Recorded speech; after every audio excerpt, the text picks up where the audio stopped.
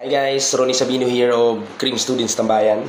So, bago tayo magsimula at bago natin i-explain yung tanong na yan na nakikita nyo dyan, shoutout muna sa lahat ng mga estudyante nating kalam-kalam sa CBRC Ruas. Ayan. So, sabi dito, an ice pick is tightly grasps in the hands of Frank, who is pounded inside the house. This condition is known as what? Okay. Itong apat na ito mga picture criminologists, present to kapag namatay na yung isang tao.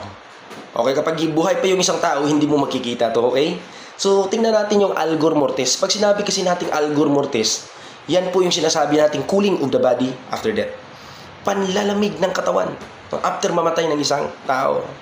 So, sabi pa dito sa sabi sa mga libro na nabasa natin, ang tao kapag namatay na daw, meron pong natitira na lang 15 to 20 degree Fahrenheit or 1.5 degree Celsius. Ibig sabihin patay na yung isang tao. Halimbawa lang yung normal temperature niya is 37 degrees Celsius. So kapag yung isang tao ay namatay, makikita mo na lang is 1.5 degrees Celsius. O di kaya i-convert natin sa Fahrenheit, yung 37 degree Celsius magiging 98.6 degree Fahrenheit. So kapag patay na yung isang tao, makikita natin is only 15 to 20.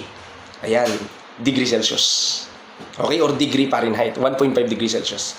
Now, ano naman itong livor mortis? Yung livor mortis, ito naman yung discoloration of the body after death. Kasi kapag ang tao ay namatay, halimbawa nakadapa, present palagi dito yan sa chest o sa katawan ng, sa abdomen natin, yung livor mortis, kasi discoloration of the body. Okay, dahil po yan sa mga namumuong dugo. Okay? So, may dalawang klase kasi yung livor mortis eh. Una nandyan yung sinasabi nating hypostatic lividity. At pangalawa, future criminologist, nandito rin yung diffusion lividity.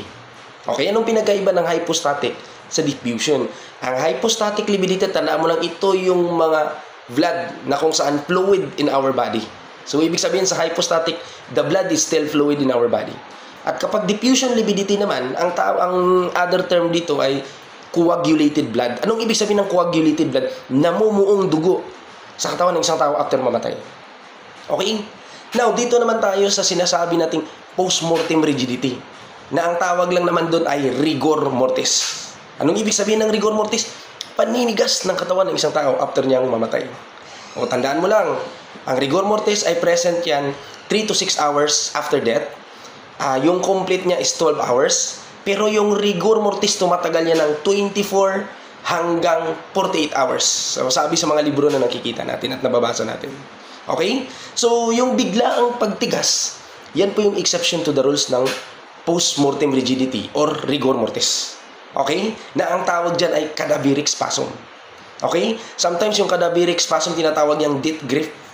Okay? So, makikita natin yung biglaang pagtigas on a certain part, okay, ng isang tao pagkatapos mamatay. Kasi ang cadaveric spasm, makakatulong yan sa isang investigator to identify the cause of death. Kapag rigor mortis, makakatulong yan sa isang investigator to identify the time and date of the death. So, yun yung pinagkaiba ng cadaveric spasm. So, hindi lahat ng taong namatay ay may biglaang pagtigas. Maliban na lang dito sa senaryo na sinabi niyang si Frank, okay, yung kamay niya daw ay biglaang tumigas na nakita ng patay sa loob ng isang bahay. So, anong tawag dun? Ang tawag dun ay death grip or cadaveric spasm. Kaya di ko alam kung paano tatapusin tong vlog, kaya time.